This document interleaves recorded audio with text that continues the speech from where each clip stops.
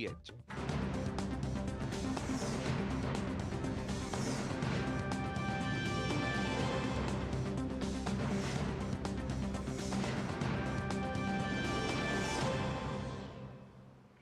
नमस्कार, स्वागत है आप सभी का डीडी न्यूज पर। आप देख रहे हैं मिड डे प्राइम। मैं हूं ऋतु वर्मा।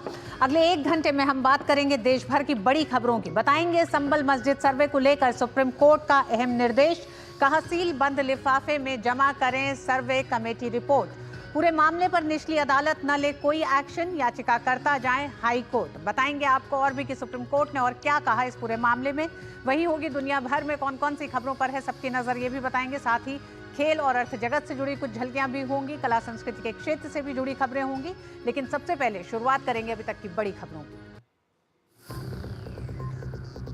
संभल केस में फिलहाल लोअर कोर्ट में नहीं होगी कोई कार्रवाई, मस्जिद पक्ष को हाई कोर्ट जाने के निर्देश। सुप्रीम कोर्ट ने यूपी सरकार से कहा सुनिश्चित हो शांति, जुमे की नमाज के कारण पुलिस छावनी में बदला संभल।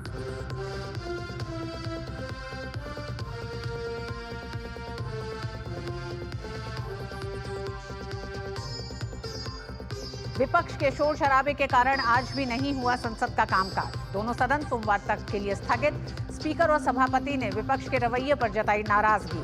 विपक्ष ने कहा चर्चा से भाग रही है सरकार।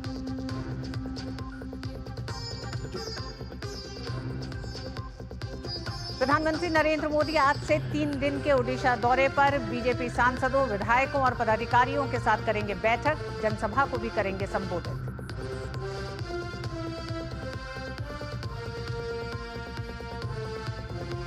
अमित शाह के साथ बैठक के बाद आज मुंबई में होगी महायुति की अहम बैठक। सामने आ सकता है सरकार बनाने का फॉर्मूला।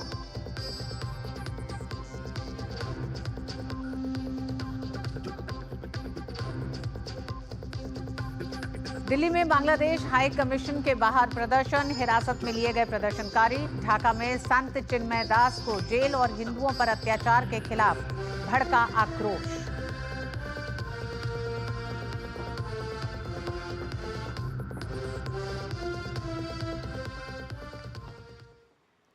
और इस समय की सबसे बड़ी खबर संभल से ही आ रही है। संभल मामले में सुप्रीम कोर्ट ने निचली अदालत में चल रही कार्रवाई पर अंतरिम रोक लगाई है। सीजेआई संजीव खन्ना ने कहा कि हम नहीं चाहते कि कोई घटना हो। इस मामले में अपील दायर करना याचिकाकर्ता यानी कि मस्जिद पक्ष जो याचिकाकर्ता है उसका अधिकार है। फिलहाल लोअर कोर्ट में कोई कार्रवाई नहीं होगी। 6 जनवरी को शुरू होने वाले हफ्ते में होगी दोबारा सुनवाई, सुप्रीम कोर्ट ने कहा है। सुप्रीम कोर्ट ने मस्जिद पक्ष को हाई कोर्ट जाने को कहा है। जब तक हाई कोर्ट सुनवाई नहीं करता, जब तक हाई कोर्ट में सुनवाई नहीं होती, निचली अदालत में सुनवाई पर रोक रहेगी। हिंदू पक्ष के वकील विष्णु शंकर जैन क्या कह रहे हैं, आइए सुनते हैं।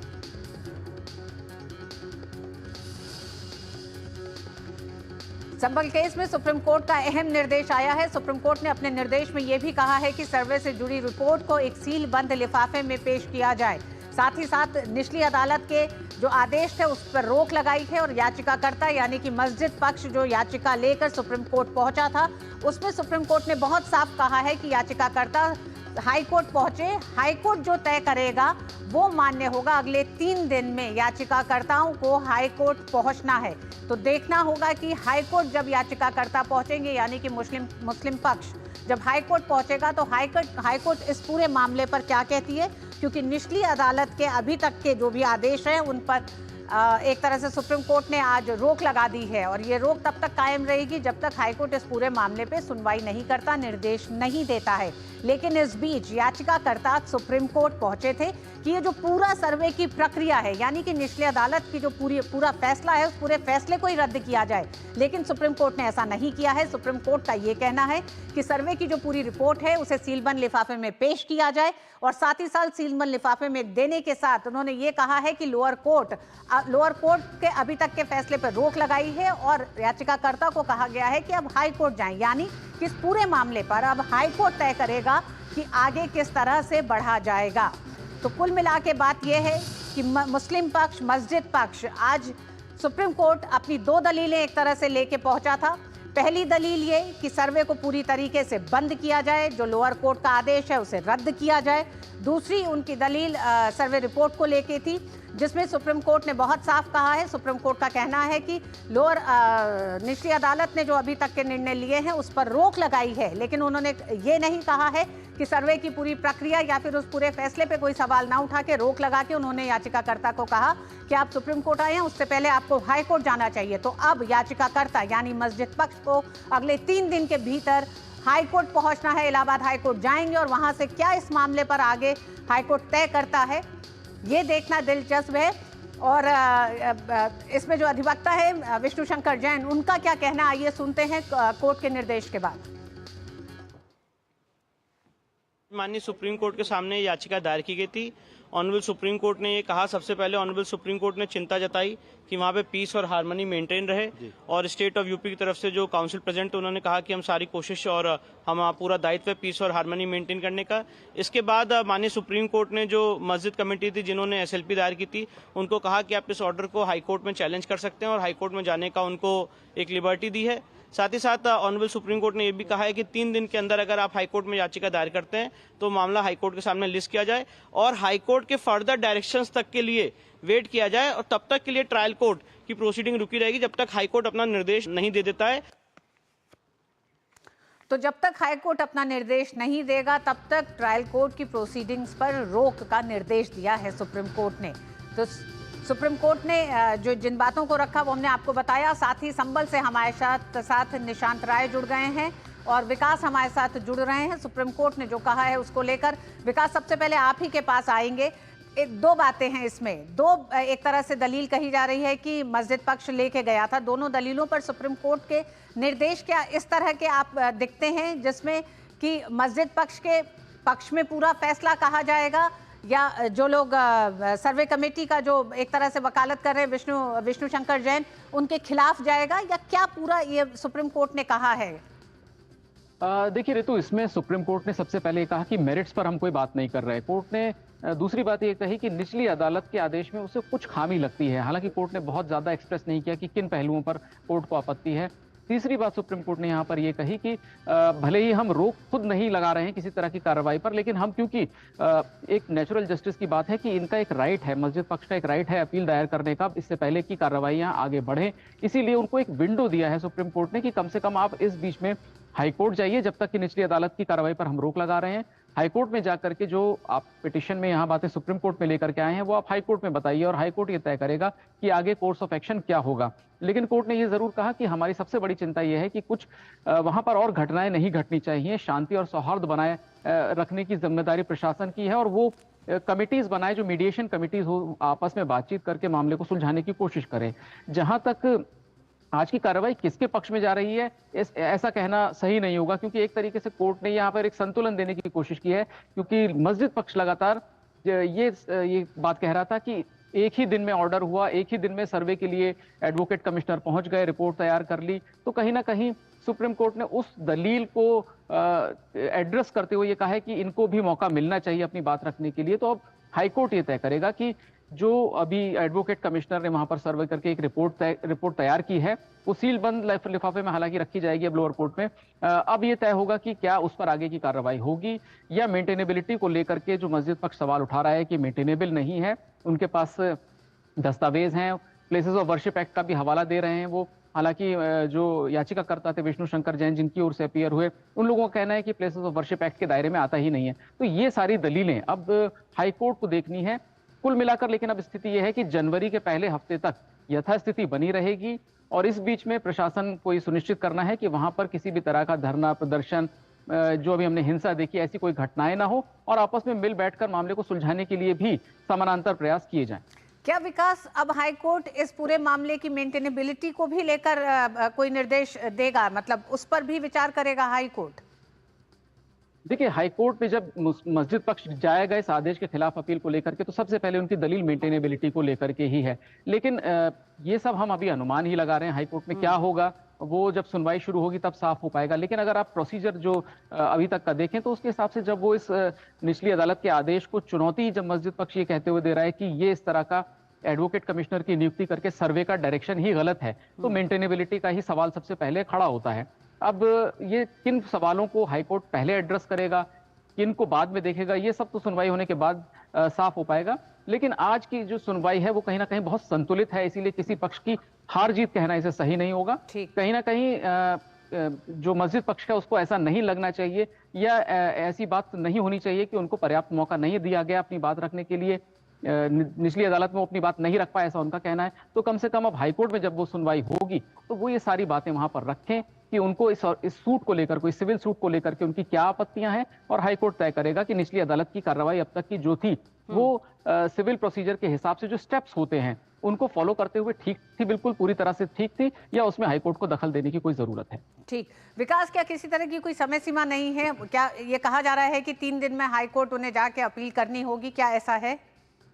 बिल्कुल, उनको अपील करने के लिए मौका दिया गया है कि हाईकोर्ट में वो पहुंचे और हाईकोर्ट इस पर सुनवाई करे, लेकिन हाईकोर्ट के लिए खुद सुप्रीम कोर्ट ने कोई समय सीमा तय नहीं की है। हालांकि अगर आप अगली सुनवाई का जो वक्त देखें, जो खुद वहां निचली अदालत जो है उसने ही 8 दिसंबर तक सुनवाई टाल दी है। सुप्रीम कोर्ट ने 6 दिसंबर के लिए इस मामले को दोबारा लिस्ट किया है, तो बीच में पर्याप्त समय है हाईकोर्ट के पास इस पर सुनवाई करके एक उचित आदेश देने के लिए। समय की कोई पाबंदी नहीं है, समय की कोई कमी नहीं है, और आमतौर पर सुप्रीम कोर्ट हाईकोर्ट से रिक्वेस्ट करता है कि वो जितना जल्दी हो सके मामले पर सुनवाई करें और अपनी ओर से टाइमलाइन फिक्स नहीं करते हैं कोर्ट। निशांत भी हमारे साथ जुड़े हुए हैं संभल से। निशांत, जुमे की नमाज को लेकर आज काफी है प्रशासन ने, इस समय सुप्रीम कोर्ट का एक तरह से निर्देश आ चुका है, उसके बाद का क्या माहौल है और सुबह से किस तरह से जो चाक चौबंद संभल दिखाई दे रहा है उसमें क्या हालात दिख रहे हैं?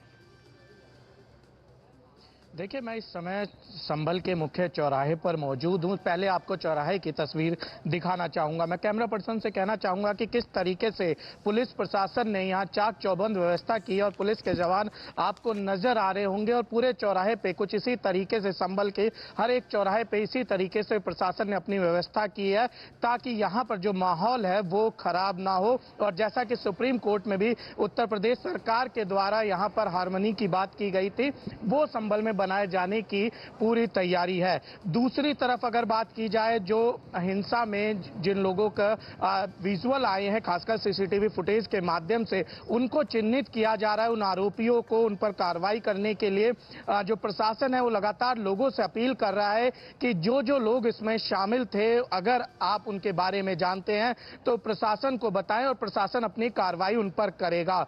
इसके अलावा संभल में अभी चूंकि ये जो टाइम है बहुत ही ज्यादा क्रूशियल टाइम आप इसको कह सकते हैं, क्योंकि जुम्मे की नमाज का वक्त है और तमाम मस्जिदों में इस समय नमाज चल रही है। इसी के चलते प्रशासन पूरी तरीके से अलर्ट मोड पर है। जो आला अधिकारी हैं वो सड़कों पर नजर आ रहे हैं और लगातार यहां पर आप कह सकते हैं कि आला अधिकारी जहां अपनी गाड़ियों से घूम रहे हैं, तो जो पुलिस के जवान हैं, जो पैरामिलिट्री फोर्सेस के जवान हैं, उन्होंने हर एक गली, हर एक नुक्कड़ को अपने घेरे में लिया हुआ है ताकि किसी भी प्रकार से जो 24 तारीख को स्थिति बनी थी वो दोबारा यहाँ पर स्थिति ना बने और यहाँ पर शांति व्यवस्था पूरी तरीके से कायम रहे। चूंकि निचली अदालत के कार्रवाई को अब रोक लगा दी गई है, अंतरिम रोक लगा दी गई है सुप्रीम कोर्ट की तरफ से, तो ऐसे में उम्मीद की जा सकती है कि धीरे धीरे संभल पटरी पर आ रहा है और उम्मीद है कि आने वाले दिनों में संभल पूरी तरीके से अपनी यथा स्थिति में आ जाए। हालांकि अभी इंटरनेट सेवा यहाँ पर बंद है और थोड़ी सख्ती भी बढ़ती जा रही है लोग ताकि बड़ी संख्या में इकट्ठा ना हो, लेकिन दूसरी तरफ संभल का जो जनजीवन है वो पटरी पर लौटता हुआ भी दिखाई दे रहा है। जी निशांत, संभल मस्जिद का ये पूरा मामला, ये माना जाए कि जिस तरह से अब मस्जिद पक्ष को कहा है सुप्रीम कोर्ट जाने के लिए और निचली अदालत के पूरे आदेश पे एक अंतरिम रोक लगाई गई है, उसके बाद भी 24 तारीख को जो घटना हुई उनमें जिन लोगों को चिन्हित किया गया है या जो शामिल थे उनको जो चिन्हित करके सजा का आगे का जो भी मतलब एक सिलसिला होगा सरकार और प्रशासन का, उस पर कितना सरकार आगे बढ़ रही है? क्योंकि वो बहुत ज़्यादा ज़रूरी है, उन तत्वों को एक तरह से घेरना और उनकी धरपकड़ ज़्यादा ज़रूरी है।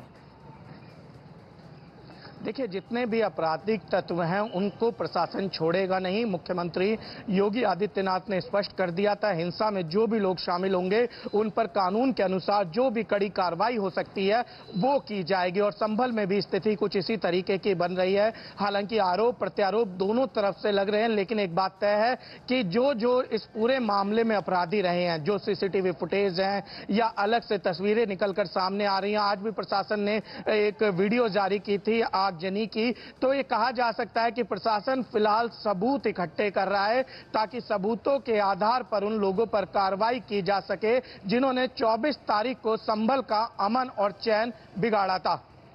जी, तो संभल मामले पर एक तरह से दो तरीके से कार्रवाई इस समय जारी है। एक तरफ सुप्रीम कोर्ट के जो निर्देश और आदेश रहे हैं वो हैं, तो दूसरी तरफ प्रशासन लगातार उन तमाम तत्वों की धरपकड़ कर रहा है जिन्होंने 24 तारीख को एक तरह से उपद्रवियों ने और दंगाइयों ने जो माहौल बनाया था उसको लेकर। बहुत बहुत धन्यवाद विकास आपका भी और निशांत आपका भी इस पूरी जानकारी के लिए। और संभल हिंसा पर केंद्रीय मंत्री जयंत चौधरी ने लोगों से शांति बनाए रखने की अपील की है। उन्होंने कहा है कि लोग प्रशासन और पुलिस पर भरोसा रखें, किसी भी तरह की अफवाह और वीडियो पर भरोसा न करें।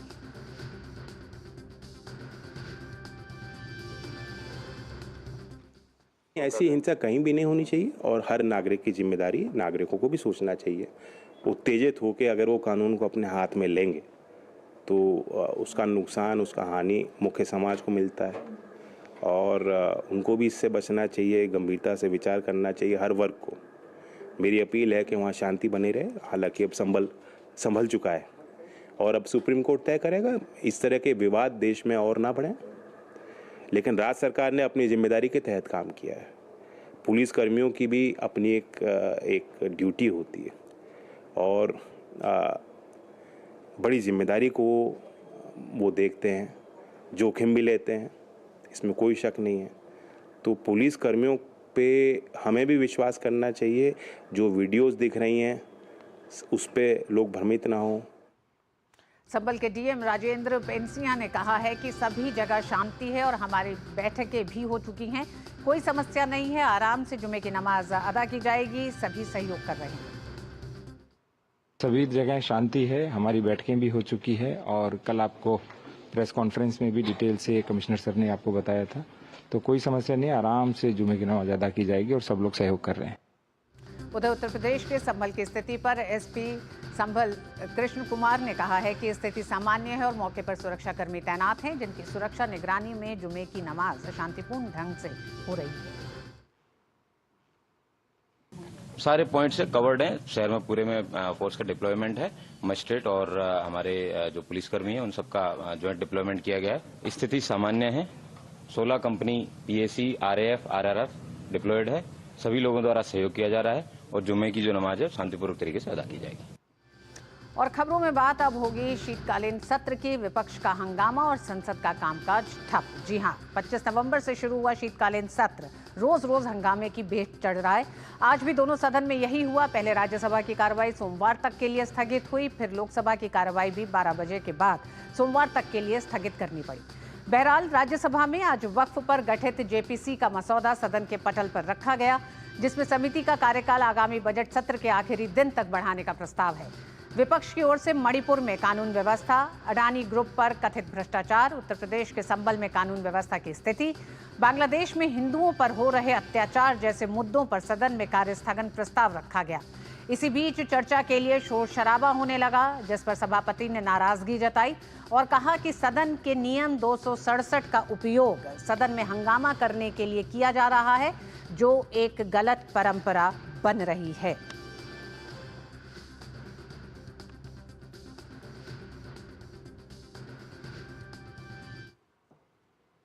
Rule 267 is being weaponized as a mechanism of disruption and disruption from our normal working. There are very senior members. This cannot be appreciated. I express my deep anguish. We are creating a very bad precedent. We are dishonoring the people of this country. We are not coming up to the expectations.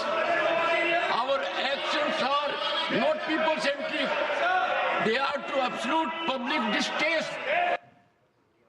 और केंद्रीय मंत्री कृष्ण पाल गुर्जर ने लोकसभा में विपक्ष के हंगामे पर प्रतिक्रिया देते हुए कहा कि विपक्ष अपनी जिद पर अड़ा हुआ है और वह किसी भी चर्चा में भाग नहीं लेना चाहता। शीतकालीन सत्र का पहला हफ्ता जो है विपक्ष के हंगामे की भेंट चढ़ गया और इस पर हमारे साथ बातचीत करने के लिए केंद्रीय मंत्री हैं।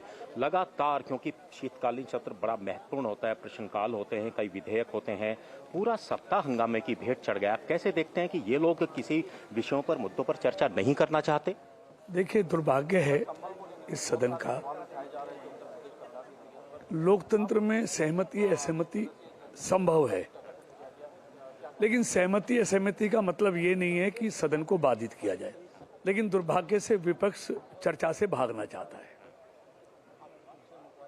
तो लगातार इस तरह वो अपना भी नुकसान कर रहे हैं और देश और चुने हुए प्रतिनिधियों का भी नुकसान कर रहे हैं। सबसे बड़ी बात है कि 2 सांसद अभी उपचुनाव में जीत कर आए हैं और जिसमें प्रियंका गांधी कांग्रेस की बड़ी नेता है। क्या उनको हंगामे अपने सांसदों को रोकना चाहिए या अच्छी चर्चा में अपने इलाके के विषयों को उठाना चाहिए? ये क्या जिम्मेदारी नहीं बनती है कांग्रेस के बड़े नेताओं की? देखिए, लोकतंत्र का यही तकाजा है।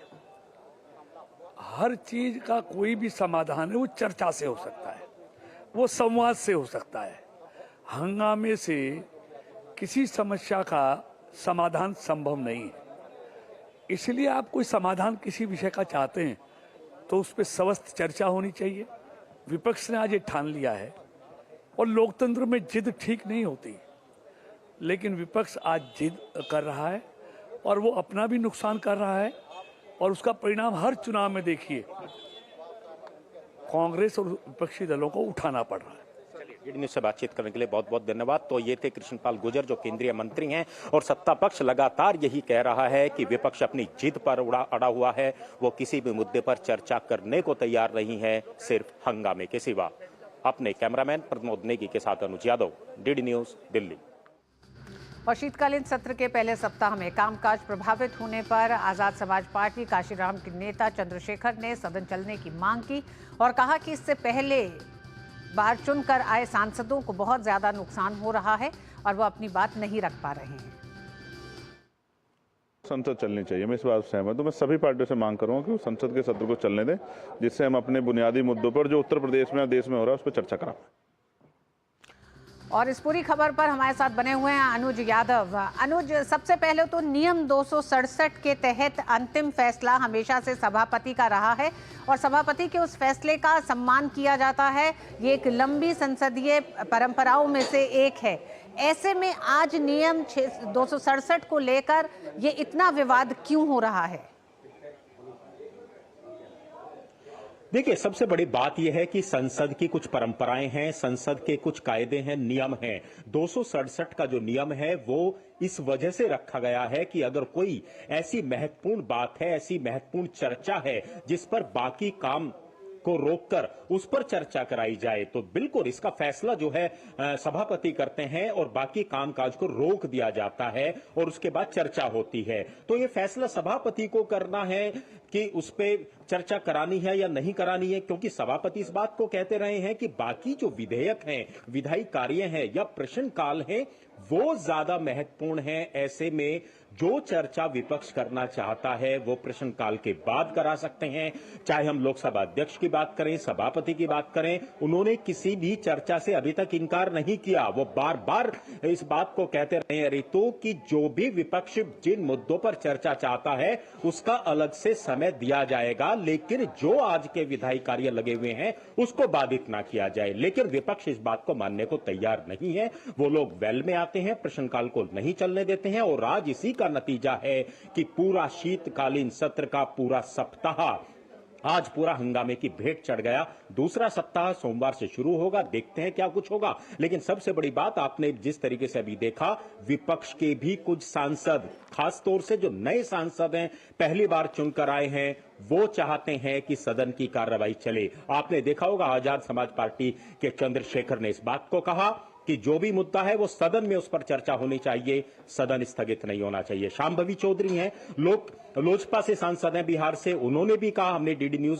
से बातचीत करते हुए कि सदन चलना चाहिए। तो कुल मिलाकर नए सांसद, युवा सांसद चाहते हैं कि वो भी अपने इलाकों की बातों को संसद के अंदर रखें और यही प्रधानमंत्री नरेंद्र मोदी ने लगातार अपील की है। शुरुआत में इस बात को कहा कि युवा सांसदों को, नए सांसदों को ज्यादा से ज्यादा सदन के अंदर मौका मिलना चाहिए, लेकिन ऐसा लगता है कि विपक्षी दल खासतौर से कांग्रेस जो है वो नहीं चाहती कि किसी मुद्दे पर चर्चा हो और इसी वजह से पूरा का पूरा जो सप्ताह है वो हंगामे की भेंट चढ़ाए रही। जी हाँ, बिल्कुल, और यही कारण है कि सभापति ने बहुत साफ कहा और अपनी एक नाराजगी जाहिर की विपक्षी पार्टियों पर कि किस तरह से उच्च सदन में जो तमाम सांसद हैं, सदस्य हैं, उनका एक कर्तव्य है वो अपनी गरिमा को भी बना के रखे, साथ साथ अनुभवी लोग हैं तो कम से कम नियम 267 के आड़ में विपक्ष अपना एजेंडे को ना आगे बढ़ाएं और जिस तरह से सभापति की राय उस पर है उस राय को मानना चाहिए। उन्होंने यहां तक भी कहा कि नए सांसदों को जो मौका मिलना चाहिए वो इस गतिरोध में नहीं मिल पा रहा है। बहुत बहुत धन्यवाद अनुज पूरी बात करने के लिए। और मिड डे प्राइम में वक्त एक छोटे से ब्रेक का।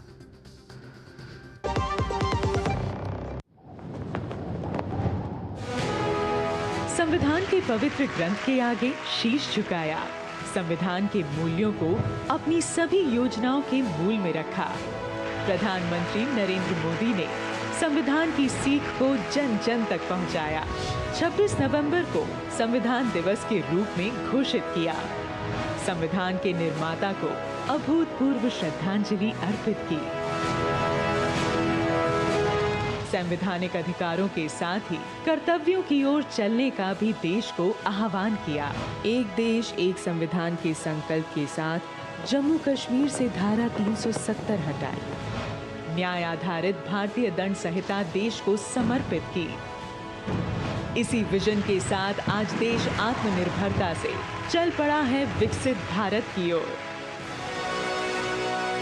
संविधान एक्ट 75 के अवसर पर संविधान के प्रति अटूट प्रतिबद्धता दोहराता है देश। बढ़िया है, प्राकृतिक हल्दी, मिर्ची, धनिया नहीं, मिर्ची, धनिया, हल्दी, MDH।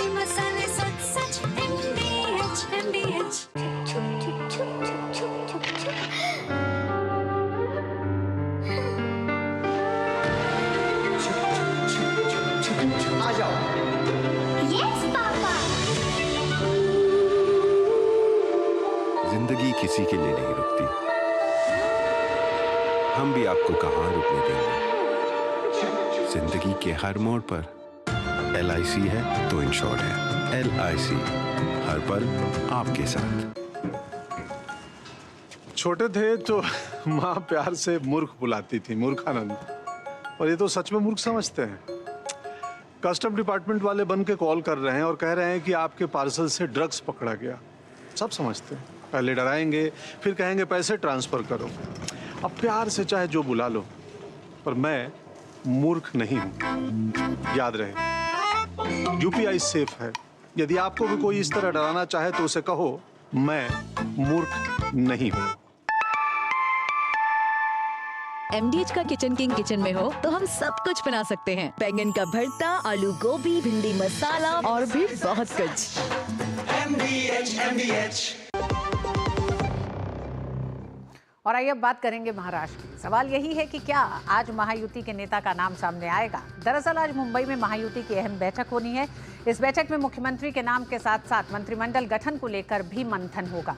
कौन सा मंत्रालय किसे मिलेगा, इस पर चर्चा होगी। इससे पहले कल देर रात तक दिल्ली में केंद्रीय गृह मंत्री अमित शाह के घर पर अहम बैठक चली, जिसमें महायुति के तीनों नेता देवेंद्र फडणवीस, एकनाथ शिंदे और अजित पवार शामिल हुए थे।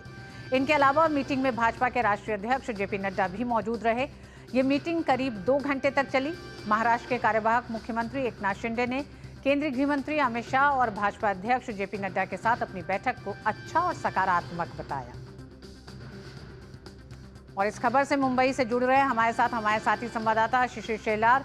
शिशिर, दिल्ली में बैठकें हो चुकी हैं, अब सबकी नज़र मुंबई की बैठक पर है और बैठक के साथ साथ जहां एक तरफ चेहरा मुख्यमंत्री का सामने आना है, नाम सामने आना है, साथ ही ये भी माना जा रहा है कि पोर्टफोलियो को लेकर अब एक तरह से बातचीत एक तरह से उस पर है, अंतिम पड़ाव पर है। और ये जो खबरें आ रही हैं वो कहती हैं कि करीब 12 मंत्रालय शिवसेना ने मांग की है। बिल्कुल, देखिए सबसे महत्वपूर्ण बात जो कल दिल्ली में बैठक हुई उसके बाद जो है कई चीज़ें जो है महायुति में सुलझ चुकी है। मसलन अगर देखा जाए तो मुख्यमंत्री के चेहरे पर कौन होगा ये बात का अस्पष्ट रूप से तभी खुलासा हो चुका है, क्योंकि जहां तक बात करें एकनाथ शिंदे और साथ ही साथ अजित पवार, इन दोनों ने स्पष्ट किया कि इस बारे में निर्णय जो है बीजेपी के वरिष्ठ नेता लेंगे। तो ऐसे में अब बीजेपी की तरफ से मुख्यमंत्री बनाया जाएगा। कौन होगा इसके बारे में फैसला जल्दी होगा। दूसरी महत्वपूर्ण बात हालांकि इसके बाद इस मीटिंग में ये भी थी कि किस प्रकार से जो है कैबिनेट का डिस्ट्रीब्यूशन होगा, मंत्री पदों का डिस्ट्रीब्यूशन होगा। हालांकि इस बार में भी कोई आधिकारिक जानकारी हमारे पास नहीं आई, लेकिन जिस प्रकार से अगर बात करें सूत्रों की, खासतौर पर यह कहा जा रहा है कि 12 मंत्री पद जो है वो शिवसेना की मांग कर रही है, जिसमें गृह मंत्री पद भी है। हालांकि अब ये देखना होगा कि बीजेपी हालांकि इस पर किस प्रकार से निर्णय लेती है। वही दूसरी ओर अर्थमंत्री पद जो अजित पवार को मिल सकता है, इस बारे में भी कयास लगाए जा रहे हैं। हालांकि आज जो है, कल मुख्यमंत्री जब दिल्ली में थे, दिल्ली में बैठक खत्म होने के बाद उन्होंने कहा था कि आज मुंबई में जो है महायुति के तीनों नेताओं की बैठक होगी। लेकिन इस वक्त जो जानकारी हमारे पास आ रही है, हालांकि आधिकारिक जानकारी, लेकिन जो इस वक्त ये कहा जा रहा है कि ये बैठक आज की जो है वो टल गई है कल के लिए, चूंकि ये भी कहा जा रहा है कि ये जो बैठक होने वाली है ये बीजेपी का विधायक दल का नेता चुनने के बाद होगी, क्योंकि जो बाकी महायुति के 2 पक्ष है उन्होंने अपने विधायक दल का नेता चुन लिया है। एनसीपी की तरफ से अजित पवार और शिवसेना की तरफ से एकनाथ शिंदे को सभी अधिकार उनकी पार्टी द्वारा मिले हैं किस प्रकार से निर्णय लेना है, लेकिन बीजेपी की तरफ से अब तक विधायक दल के नेता का चयन नहीं हुआ है। तो ऐसे में कहा जा रहा है कि अगले 1-2 दिन में जो है बीजेपी के विधायक दल के नेता का चयन हो जाएगा, जिसके लिए दिल्ली से जो है पर्यवेक्षक आएंगे और उसके बाद उस नाम की घोषणा होगी और उसके बाद जो है फिर से एक बार महायुति के तीनों नेता एक साथ बैठेंगे और किस प्रकार से कैबिनेट का जो स्वरूप होगा उसके बारे में चर्चा की जाएगी। कौन से मंत्री पद किसको दिए जाएंगे और हर एक पार्टी के खाते में कितने मंत्री पद आएंगे, इस बारे में भी जो है स्पष्ट रूप से चर्चा उसके बाद होगी। जी देखिए शिशिर, आप कह रहे हैं कि विधायक दल का नेता चुनने में भी 1-2 दिन का और समय लगेगा, तो इस प्रचंड जीत में, इन नंबर्स में आखिर वो क्या कारण है जिसको लेकर मुख्यमंत्री के चेहरे पे मोहर लगने में इतना समय लग रहा है? क्या विकल्प के तौर पर कुछ और नाम को, कुछ और गुणागणित को सोचा जा रहा है सियासत के? देखिए, हालांकि इस बात को लेकर अब ये बात बीजेपी की तरफ उठाई गई थी, तो बीजेपी के नेताओं ने कहा है, पिछले कुछ सालों का हवाला दिया। उन्होंने कहा कि देखिए इस बार जो है सबसे तेज और जल्दी से जो है सरकार बनने वाली है। जब यूपीए 2 राज्य में बनी थी, महाराष्ट्र में जब यूपीए 1 की सरकार, यूपीए 2 की सरकार बनी थी, उसमें काफी वक्त लगा था, तकरीबन 15-20 दिनों से भी ज्यादा वक्त गया था। लेकिन मौजूदा जो है सरकार है महायुति की, वो जल्द से जल्द बनने जा रही है। हालांकि इसके बारे में उन्होंने कहा कि इसके बारे में चर्चा विस्तारित रूप से होगी। जाहिर सी बात है कि आपने जिस प्रकार से कहा कि गुणागणित किस प्रकार से हो, चेहरा सर्वसम्मत हो, और दूसरी महत्वपूर्ण बात यह भी कही जा रही है कि जातीय समीकरण भी साधने का प्रयास इसमें किया जा रहा है। सीटों के वक्त भी हमने देखा, जब बंटवारा हुआ था उस वक्त भी बड़े सधे तरीके से जो है सीटों का बंटवारा तीनों पार्टियों ने किया था। और अब जब मंत्रीगण चुनने का वक्त आ रहा है, तो ऐसे में तीनों नेता एक साथ मिलकर सकारात्मक चर्चा कर रहे हैं, जिसके बयान हमने देखा कि एकनाथ शिंदे ने भी कहा कि कल जो बैठक हुई वो सकारात्मक हुई। तो ऐसे में जब मुख्यमंत्री का चयन जो कि अब बीजेपी के पाले में है, तो जाहिर सी बात है कि एक पूरी प्रक्रिया बीजेपी की होती है जिसके तहत चयन किया जाएगा। हमें जो कहा गया बीजेपी तरफ से वो है कि सबसे पहले तो पर्यवेक्षक आएंगे, नामों का जो है यहाँ पे ऐलान होगा, क्योंकि उनके द्वारा ये भी कहा जा रहा है एक पूरी डेमोक्रेटिक प्रोसेस होती है जिसमें कोई एक नाम नहीं आता। अगर किसको नाम सजेस्ट करने हैं, किसको अगर कोई इसमें इंटरेस्टेड हो, तो वो भी ये बात जो सामने रख सकता है। तो हालांकि ऐसे में पर्यवेक्षक आएंगे, पर्यवेक्षक के सामने नाम होंगे, तो उस नामों का जो है चयन किया जाएगा, उसके बाद उसकी घोषणा की जाएगी। साथी 4 हैं। अगर हम गठबंधन के साथियों की अगर बात करें, हालांकि सरकार में 2 मुख्यमंत्री और 1 मुख्यमंत्री, क्या उप मुख्यमंत्रियों के चेहरे में भी कोई बदलाव हो सकता है? क्या नए साथियों को जगह मिल सकती है? और बिल्कुल देखिए, हालांकि पिछले कैबिनेट का अगर फॉर्मूला देखें तो उसमें 1 मुख्यमंत्री और 2 उप मुख्यमंत्री थे। इस बार भी अमूमन जो मीडिया रिपोर्ट्स है वो यही कह रही है कि एक मुख्यमंत्री होंगे और 2 उप मुख्यमंत्री होंगे। हालांकि इस बारे में अब तक स्पष्टता नहीं आई है कि किस प्रकार से जो है कौन सा प्रमुख मंत्री पद जो है किसको मिलेगा। लेकिन ये जो फॉर्मूला है, ये फॉर्मूला अगर देखा तो तीनों पार्टी के जो वर्कर्स है, जिस दिन ये जीत मिली थी उस दिन से आज तक जो है, फिर चाहे वो एनसीपी हो, चाहे वो शिवसेना हो या फिर बीजेपी के कार्यकर्ता हो, वो कह रहे हैं कि ये काफी सटीक संतुलन बनाया था जिसमें 1 मुख्यमंत्री और 2 उप मुख्यमंत्री थे। तो ऐसे में ये लगता है कि ये जो फॉर्मूला है इस बार भी अप्लाई किया जाएगा, जिसमें 1 मुख्यमंत्री और 2 उप मुख्यमंत्री हो। ये भी खबर आ रही थी कल बैठक के बाद कि एकनाथ शिंदे जो है उनको उप मुख्यमंत्री पद दिया जा सकता है, साथ ही साथ केंद्र में जो है शिवसेना को 1 मंत्री पद भी दिया जा सकता है। तो ये सभी इस वक्त जो है खबरें मीडिया रिपोर्ट्स के अनुसार आ रही है, लेकिन कोई भी नेता इस पे जो है आधिकारिक टिप्पणी नहीं कर रहा। चर्चाओं का दौर अभी भी जारी है। जैसे हमने कहा कि पिछले 3 दिन से लगातार नेता मिल रहे। कल जो बैठक हुई वो काफी महत्वपूर्ण बैठक महायुति में थी, जिसमें कई सारे निर्णय लिए गए और आने वाले समय में उस निर्णय के बारे में मीडिया को जो अवगत किया जाएगा। बहुत बहुत धन्यवाद शिशिर इस पूरी जानकारी के लिए। और आइए अब बात करेंगे बांग्लादेश की। बांग्लादेश में हिंदुओं के खिलाफ हिंसा के मुद्दे पर भारतीय संसद के निचले सदन में एक लिखित जवाब में विदेश मंत्री डॉक्टर एस जयशंकर ने कहा है कि सरकार ने हिंदुओं और अन्य अल्पसंख्यकों के खिलाफ हिंसा की घटनाओं की कई रिपोर्ट देखी है। उन्होंने कहा कि इस साल अगस्त के महीने में बांग्लादेश में हिंदुओं के घरों और व्यावसायिक प्रतिष्ठानों में तोड़फोड़ की गई और मंदिरों और अन्य पूजा स्थलों पर हमले किए गए। ये सवाल उत्तर प्रदेश के शाहजहांपुर से भाजपा सांसद अरुण कुमार सागर ने पूछा था। सरकार ने इन घटनाओं को गंभीरता से लिया है और बांग्लादेश सरकार के साथ अपनी चिंता साझा की है। डॉक्टर एस जयशंकर ने कहा कि बांग्लादेश में हाल ही में पूजा उत्सव के दौरान मंदिरों और पूजा मंडपों पर हमलों की खबरें भी सामने आई हैं। भारत सरकार ने इस साल दुर्गा पूजा के दौरान ढाका के तांती बाजार में पूजा मंडप पर हमले और सतखीरा में जोगेश्वरी काली मंदिर में चोरी के बारे में गंभीर चिंता व्यक्त की थी। इन हमलों के बाद बांग्लादेश सरकार ने दुर्गा पूजा के शांतिपूर्ण उत्सव को सुनिश्चित करने के लिए सेना और बॉर्डर गार्ड बांग्लादेश की तैनाती सहित विशेष सुरक्षा प्रदान करने के निर्देश जारी किए थे। ढाका में भारत का उच्चायोग बांग्लादेश में अल्पसंख्यकों से संबंधित स्थिति पर बारीकी से नजर रखता है। विदेश मंत्रालय ने कहा है कि अल्पसंख्यकों सहित बांग्लादेश के सभी नागरिकों के जीवन और स्वतंत्रता की सुरक्षा की प्राथमिक जिम्मेदारी बांग्लादेश सरकार की है।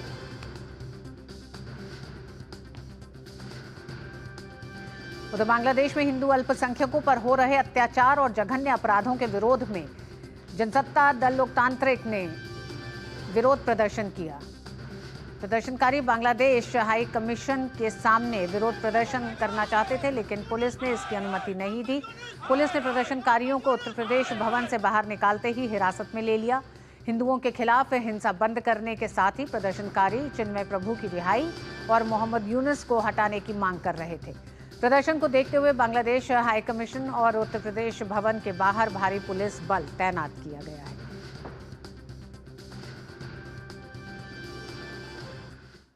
बांग्लादेश में हिंदू अल्पसंख्यकों पर अत्याचार को लेकर यहाँ पर जनसत्ता लोकतांत्रिक दल के जो नेता यहाँ पर प्रदर्शन कर रहे हैं। अक्षय प्रताप सिंह जी है सर, क्या करने जा रहे हैं, क्या मांगे? हम बांग्लादेशी एम्बेसी के माध्यम से वहाँ के राष्ट्रपति से मांग करना चाहते हैं जो अत्याचार हो रहा है, चिमरा रेड्डी को गिरफ्तार किया गया, उसको छोड़ा जाए, रिहा किया जाए और हिंदुओं में जो अत्याचार हो रहा है बंद किया जाए। और दूसरी बात, वहाँ पे जो भी हिंदू है, हमारे दलित भाई है, बैकवर्ड भाई है, उनके साथ जो अत्याचार किया जा रहा है, जो हमारे यहाँ के भी नेता है जो बैकवर्ड के नाम पर रोटी सेकते हैं, उनसे भी निवेदन है कि वो भी इस लड़ाई को लड़े। आप जाना चाह रहे थे हाई कमीशन बांग्लादेश, वहाँ जाने दिया जा रहा है। अब ये तो लोकतंत्र की हत्या है। बांग्लादेश में जिस तरीके से हिंदू अल्पसंख्यकों पर अत्याचार हो रहा है, उसको लेकर लगातार प्रदर्शन जो है वो चल रहा है। कैमरामैन उत्तम सिंह के साथ अजीत द्विवेदी, डीडी न्यूज, दिल्ली। पश्चिम बंगाल की मुख्यमंत्री ममता बनर्जी ने बांग्लादेश में अल्पसंख्यकों के लिए बने हालात पर चिंता जताई है। सीएम ममता बनर्जी ने कहा है कि ये बेहद दुखद और हृदय विदारक है। उन्होंने कहा कि वहां पहले भी कई लोगों की जान जा चुकी है और अभी भी अत्याचार हो रहे हैं। ममता बनर्जी ने इन घटनाओं का समर्थन न करने की बात कही है। उन्होंने कहा कि उनकी पार्टी केंद्र सरकार की विदेश नीति का पूरा समर्थन करती है।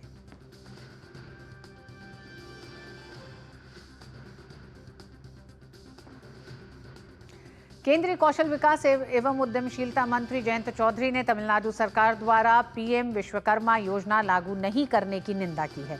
डीडी न्यूज से खास बातचीत में जयंत चौधरी ने कहा कि इस मुद्दे पर राजनीति नहीं करनी चाहिए।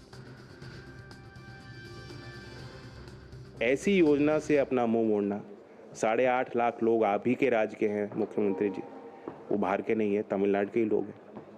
आप उनको नुकसान पहुंचा रहे हैं, हानि पहुंचा रहे हैं। इससे आपको राजनीतिक लाभ नहीं, नुकसान होगा।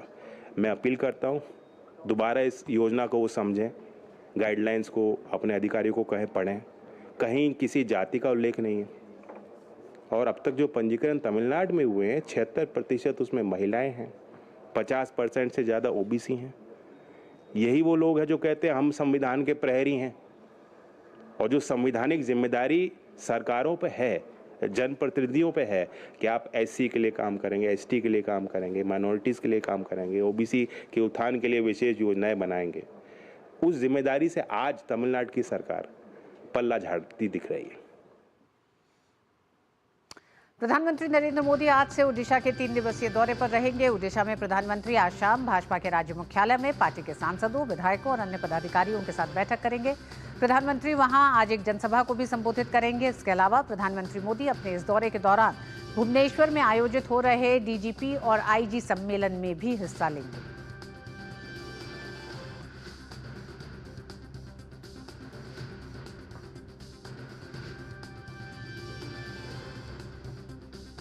और आइए एक नजर डालते हैं अर्थ जगत से जुड़ी कुछ खबरों पर।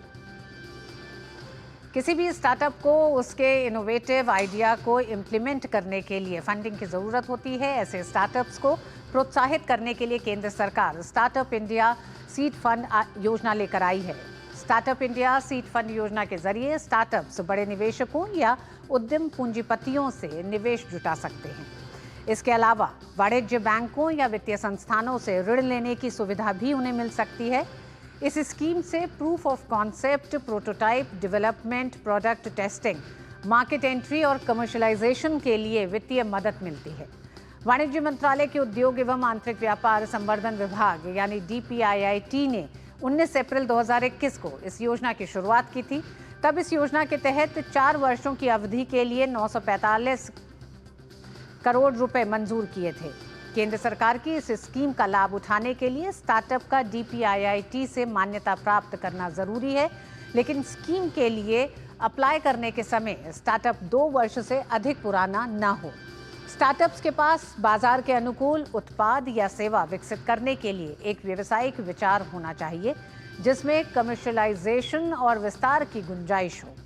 स्टार्टअप अपने core product, service, business model, delivery model या कार्यप्रणाली में किसी समस्या के लिए तकनीक का इस्तेमाल करता हो। अपशिष्ट प्रबंधन, जल प्रबंधन जैसे सामाजिक प्रभाव वाले कई क्षेत्रों में नए समाधान तैयार करने वाले स्टार्टअप को प्राथमिकता दी जाती है। स्टार्टअप को किसी अन्य केंद्रीय या राज्य सरकार की योजना के तहत 10 लाख से अधिक की मौद्रिक सहायता नहीं मिली होनी चाहिए। हालांकि इसमें प्रतियोगिताओं और ग्रैंड चैलेंज से आने वाले जो एंट्रीज होती हैं उनको तवज्जो दी जाती है।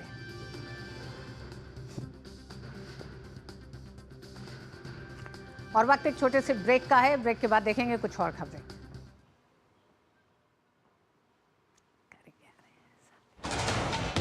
कश्मीर से कन्याकुमारी तक, कच्छ से कामाख्या तक, राज्यों की राजधानियों से प्रदेशों के कोने कोने तक, होगी हर राज्य के हर हिस्से की पूरी खबर। देखिए भारत एट 7 खबर राज्यों की DD न्यूज पर। और आइए बात कुछ खेल जगत से जुड़ी खबरों की। सिंगापुर में खेली जा रही विश्व शतरंज चैंपियनशिप में भारत के डी गुकेश और चीन के डिंग लेरेन के बीच चौथे दौर का मैच खेला जाएगा। और इस पर और जानकारी देंगे हमारे साथी गौरव हमारे साथ जुड़ रहे हैं खेल जगत की तमाम और खबरों के साथ। जी गौरव, क्या खबरें हैं खेल जगत से? शुक्रिया ऋतु। और जैसा कि आपने खुद बताया कि विश्व शतरंज चैंपियनशिप जो है उसका आज चौथा राउंड जो है वो खेला जाएगा। तो जाहिर सी बात है इस राउंड पे सबकी निगाह होगी, क्योंकि एक एक बाजी जो है वो डिंग लिरेन और डी गुकेश जो है वो दोनों जीत चुके हैं और एक बाजी ड्रॉ हुई है। ऐसे में आज जो चौथी बाजी होने वाली है उस पर दुनिया भर की निगाहें होंगी और देखना ये होगा कि आज की बाजी में कौन बाजी मारता है। तो भारत के डी गुकेश और चीन के डिंग लिरेन के बीच ये मुकाबला जो है वो खेला जाएगा। ये मैच भारतीय समय के अनुसार अब से बस थोड़ी देर बाद यानी 2:30 बजे जो है वो शुरू हो जाएगा। 3 दौर के बाद स्कोर बराबर है और दोनों के खाते में 1.5 अंक हैं। चैंपियनशिप का पहला दौर लिरेन के नाम रहा था, वहीं दूसरा दौर ड्रॉ रहा था, जबकि तीसरे दौर में गुकेश ने लिरेन को मात दी थी। 14 गेम की सीरीज में अब 11 गेम और बचे हैं और दिलचस्प बात यह है कि जो पहले 7.5 अंक हासिल कर लेगा वो विश्व चैंपियन बनकर सामने आएगा। और अब बात कर लेते हैं क्रिकेट की। तो आईसीसी चैंपियंस ट्रॉफी के आयोजन को लेकर अंतिम फैसला आज किया जाएगा। आज आईसीसी बोर्ड इस मुद्दे पर बैठक करेगा। आईसीसी चैंपियंस ट्रॉफी का आयोजन फरवरी में पाकिस्तान में किया जाना है। भारतीय टीम ने सुरक्षा कारणों के चलते पाकिस्तान में खेलने से मना कर दिया है। प्रतियोगिता को हाइब्रिड मॉडल में आयोजित करने की बात भी की जा रही है, जिसके तहत भारतीय टीम अपने मैच पाकिस्तान में नहीं बल्कि कहीं और खेलेगी। हालांकि पाकिस्तान क्रिकेट बोर्ड इसके लिए राजी नहीं है। अब 3 विकल्प हैं जो कि देखा जाएगा कि इन 3 विकल्पों में से कौन सा सफल होता है। पहला हाइब्रिड विकल्प, जिसमें सभी मैच जो हैं वो पाकिस्तान में खेले जाएं लेकिन भारतीय टीम कहीं और जाकर खेले। दूसरा विकल्प ये है कि पूरी प्रतियोगिता जो है वो पाकिस्तान की बजाय कहीं और आयोजित हो लेकिन मेजबानी का अधिकार पाकिस्तान के ही पास रहे। तो पूरी प्रतियोगिता पाकिस्तान में खेली जाए और भारतीय टीम हिस्सा ना ले। हाइब्रिड विकल्प, सभी मैच पाकिस्तान में खेले जाएं लेकिन भारतीय टीम कहीं और जाकर खेले। वहीं पूरी प्रतियोगिता पाकिस्तान के बजाय कहीं और आयोजित की जाए। और एक विकल्प ऐसा है जिसमें कि पाकिस्तान में प्रतियोगिता आयोजित हो लेकिन भारतीय टीम उसमें हिस्सा ना ले। हालांकि ऐसा होना बहुत असंभव है क्योंकि अगर भारतीय टीम हिस्सा नहीं लेती है तो इससे चैंपियंस ट्रॉफी पर काफी असर पड़ेगा। अब बात कर लेते हैं हॉकी की। पुरुष जूनियर एशिया कप 2024 हॉकी प्रतियोगिता में भारत ने अपने दूसरे मैच में जापान को हरा दिया। भारतीय टीम ने इस मैच में 3-2 से जीत दर्ज की। इससे पहले भारतीय टीम ने अपने पहले मैच में थाईलैंड को मात दी थी। भारतीय टीम अब शनिवार को चीनी ताइपे से भिड़ेगी। बात करते हैं बैडमिंटन की। लक्ष्य सेन ने Syed Modi India international 2024 badminton प्रतियोगिता के क्वार्टर फाइनल में प्रवेश कर लिया है। आज लक्ष्य सेन अपना क्वार्टर फाइनल मुकाबला खेलेंगे जहां वो मिराबा लुआंग मइस नाम से मुकाबला करेंगे। इससे पहले लक्ष्य ने राउंड ऑफ 16 के मैच में दानिल दुबोइवे को शिकस्त दी थी। वहीं पुरुष एकल वर्ग के राउंड ऑफ 16 मैच में ही भारत के किरण जॉर्ज को जापान के शोगो ओगावा के हाथों हार झेलनी पड़ी।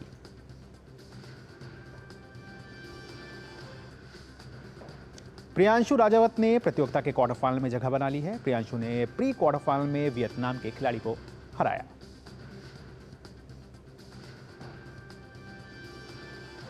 वहीं Syed Modi India international 2024 badminton प्रतियोगिता में पीवी सिंधु जो है वो महिला एकल वर्ग के क्वार्टर फाइनल में उन्होंने जगह बना ली है। राउंड ऑफ 16 के मैच में पीवी सिंधु ने ईरा शर्मा को शिकस्त दी थी और इस वक्त सिंधु का क्वार्टर फाइनल मुकाबला जारी है जहां वो डाई वांग से मुकाबला कर रही हैं। मालिका बंसोड को प्री क्वार्टर फाइनल दौर में हार का मुंह देखना पड़ा। उन्हें भारत की ही श्रेयांशी वैली शेट्टी ने शिकस्त दी।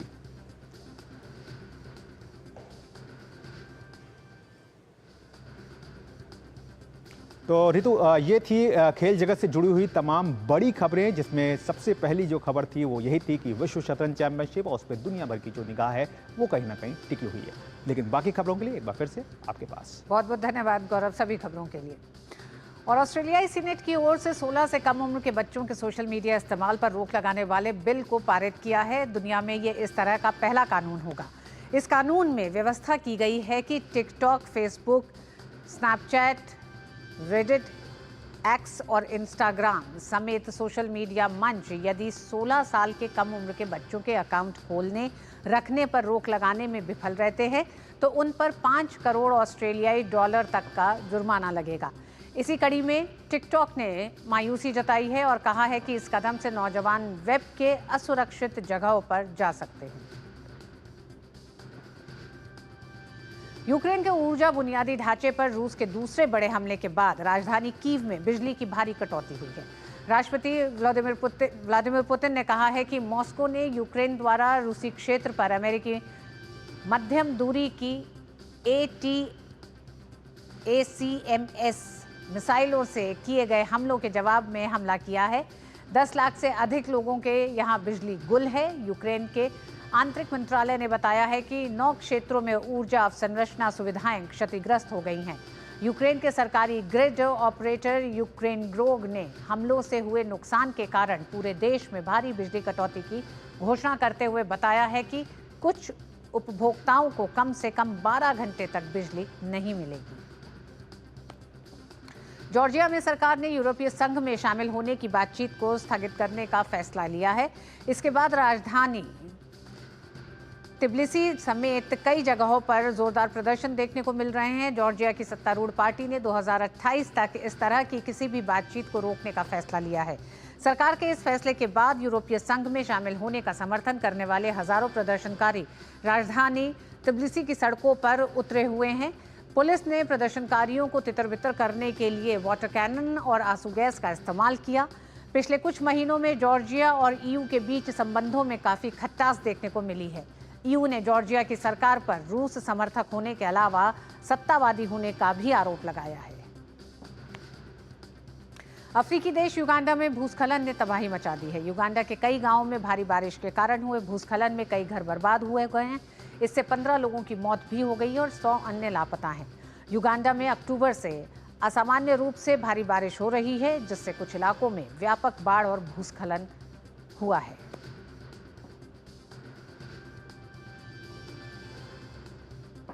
और आइए अब बात करेंगे कुछ एंटरटेनमेंट की। शानदार कंटेंट और समकालीन प्रोग्रामिंग का एक समृद्ध मेल पेश कर आधुनिक डिजिटल रुझानों को अपनाते हुए पुरानी यादों को ताज़ा कर रहा है प्रसार भारती का OTT प्लेटफॉर्म वेव्स। इफी 2024 के लॉन्च के बाद लगातार वेव्स दर्शकों को आकर्षित कर रहा है। भारत की प्रतिष्ठित लोक प्रसारक दूरदर्शन ने डिजिटल स्ट्रीमिंग सेवाओं की बढ़ती मांग को पूरा करने के लिए लॉन्च किया OTT प्लेटफॉर्म वेव्स, जो आज दर्शकों का पसंदीदा प्लेटफॉर्म बनता जा रहा है।